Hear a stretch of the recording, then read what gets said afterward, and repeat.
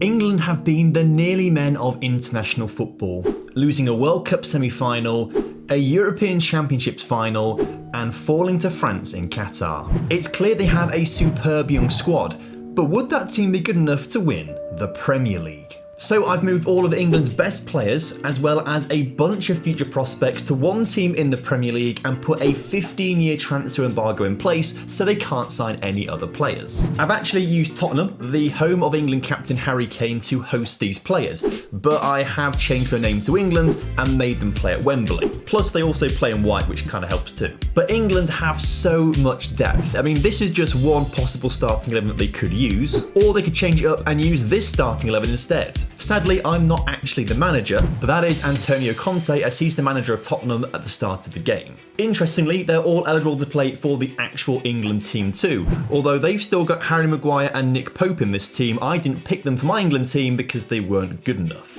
And then we've got a bunch of young future talent in the under-21 team to come through in the future to replace players who end up retiring over the next 15 years. In season 1, they have 3 players in the media dream 11 and are predicted to come third. Not bad going. In reality though, they finish 5th, way behind the title fight. But it gets worse because they lost the League Cup final to Everton in extra time. They also lost in the quarterfinals of the FA Cup, which Championship Norwich went on to win. Oh my word, no way, no way. England won the Champions League, beating Liverpool 3-0 in the final. Right, how did they do this? Well, they topped the group on goal difference ahead of Real Madrid, before beating Juventus, Barcelona, Inter Milan, and then getting to the final and winning against Liverpool. I am super surprised that they've won it playing a 5 at the back system that Conte's got them playing. And interestingly, they have used Reece James over Trent Alexander-Arnold, but James Ward-Prowse over Jude Bellingham by looks of things, and Bukayo Saka at left wing back. But it did enable Harry Kane to score 26 goals in 49 appearances. Well, it's been a really good start. Can they keep it up?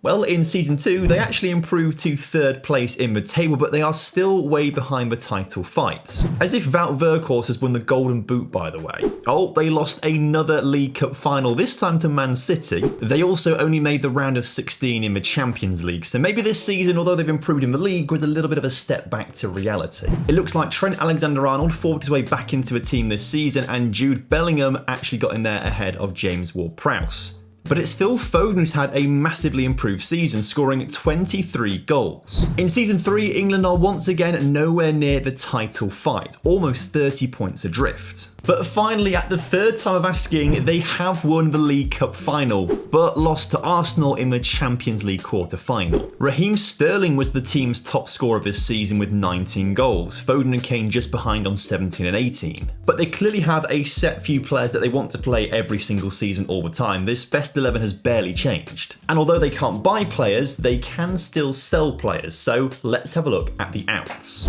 In season 1, Callum Wilson and Kieran Trippier were immediately sold to Leicester and Real Madrid for pretty decent money, actually. In season 2, Mason Mount made up the bulk of the money as he went to Atletico Madrid and Jared Bowen went to Liverpool. But in the season we've just had, they earned 166 million getting rid of some really top quality players. I mean, Oliver Skipp's one for the future. He's gone. Ben White, I think, is one of the best centre-backs they have at the club currently, so I'm very surprised he's gone. But I am shocked that they've let Jack Grealish and Dominic Calvert-Lewin go for such little money to Napoli and Aston Villa. If they want to challenge for the title, they need huge depth in their squad, which they're just getting rid of.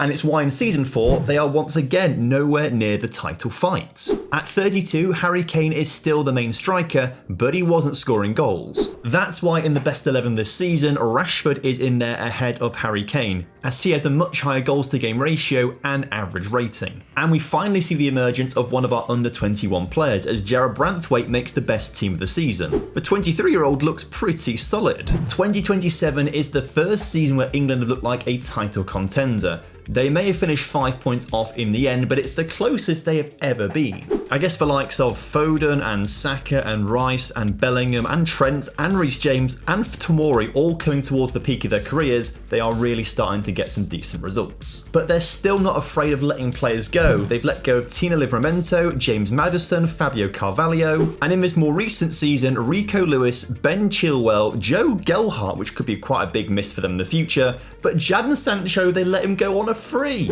I mean, to be fair, he made 2 Premier League appearances at his time at England, so I can see why they didn't really want him maybe. Although 4 goals and 8 assists to Everton is pretty decent. I still think you could probably build a Premier League winning team out of the players they have let go. And maybe they should have kept them to build that team themselves, because the next season, England dropped down to 7th place in the Premier League and are once again 19 points off the title fight. You may also notice I've not been talking about the Cups or the Champions Leagues the past few seasons, and that's because they've just been absolutely terrible in all of them. But this 7th place finish puts them in the Europa League, and surely they've got to have a great chance of winning it. Well, the league phase goes well as England finish in 4th, before comfortably beating Lens in the round of 16. They make easy work on Cologne in the quarter-finals, and they beat Leicester in the semi-finals. Okay, this is it. Can England finally win another trophy? Of course they can, all thanks to Declan Rice's 16th minute goal. If only they could do that well in the league. They dropped to 8th. Not really a good look, is it? But it wasn't Antonio Conte who won them the Europa League.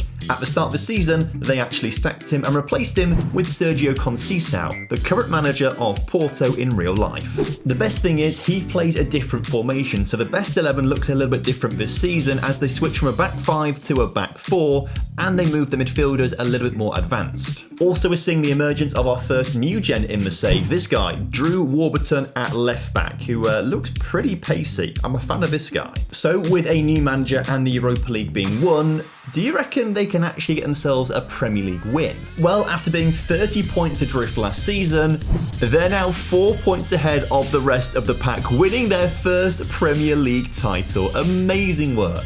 I actually heard if you subscribe to the channel right now, you will also win the Premier League. Clearly, this more attacking shape is working wonderfully for them, and the emergence of Alex Scott into the first team is also helping them out. Those mentors are absolutely insane. However, they can't keep it up, as next season England dropped down to 5th place. They also suffered an early exit in the Champions League in the round of 16. Perhaps England have had their moment and they're now on the way back down. Although in England's 10th season as a club, they actually just miss out on the title by a few points. But had they been able to keep hold of the league's top scorer Joe Gelhardt, maybe they would have won the title. We did say earlier they are getting rid of a lot of players, and it turns out Joe Gelhardt was one that got away. He could have been crucial for them, especially with a team that is currently very small. All of their best players have either retired or been sold, so they're down to bare bones. My big worry is that Aaron Ramsdale is now 34 years old and is their only good keeper. He's going to retire in a few years' time. This guy is currently their best backup, and well, he's not a Premier League goalkeeper, let's put it that way. But they must be able to keep everyone fit, because the next season, they actually came 2nd in the table, only 4 points off the title. But this just can't last forever, right? As the following season, England have a huge drop down to 7th place. And so because of that, England sack Sergio Conceição and replace him with Zinedine Zidane.